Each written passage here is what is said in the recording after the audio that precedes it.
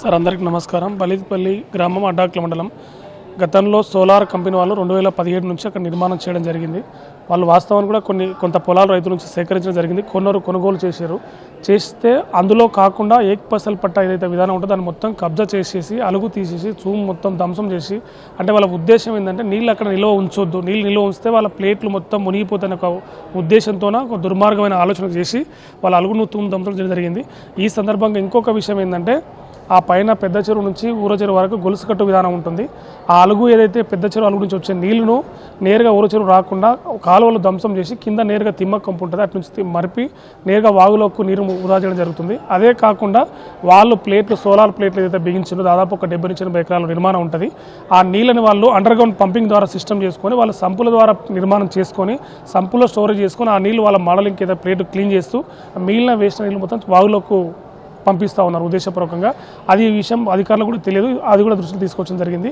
ఈ సందర్భంగా ఈ అలుగును మొత్తం ధ్వంసం చేశారు. అలుగు నిర్మాణం చేయాలి, వాళ్ళు ఆ చెరువు మొత్తం ఆయకట్టు నుంచి ఏదైతే ఉందో ఆ కట్ట నుంచి మొత్తం కూడా పంపింగ్ సిస్టమ్ అండర్ గ్రౌండ్ ఉంది, అది కూడా దాని మీద దృష్టి పెట్టి అధికారులు వాళ్ళు ఇక్కడ నిర్మాణం చేసిండ్రు. పంపు 2 HP కానీ ఏ రకంగా చేసిండ్రు అది కూడా క్లోజ్ చేయాలనేది మా గ్రామస్తులందరి డిమాండ్. ఈ సందర్భంగా ఏంటంటే రేపు రాను కూడా భవిష్యత్తులో చాలా ఇబ్బంది ఉంటుంది. దీన్ని దృష్టిలో పెట్టుకొని మేము అందరం కూడా గ్రామస్తులు ఇక్కడ రావడం జరిగింది, రైతులు రావడం జరిగింది.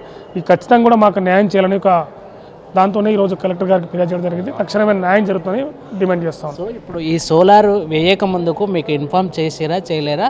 మొత్తం సోలార్ వల్ల ఎంతమంది రైతులు ఇబ్బందికి గురవుతున్నారు? అంటే సోలార్ వాళ్ళు గతంలో భూములు కొనుగోలు చేయడం జరిగింది, వాళ్ళు కొంత చేసిన తర్వాత మిగతా అంశం కూడా ఏంటంటే గతంలో కాకతీయుల కాలం నుంచి పటేల్ పట వరకు వస్తున్న చూడు చెరువుల విధానంలో ఒక నిర్మాణం ఉంది, ఒక సిస్టమ్ ఉంది.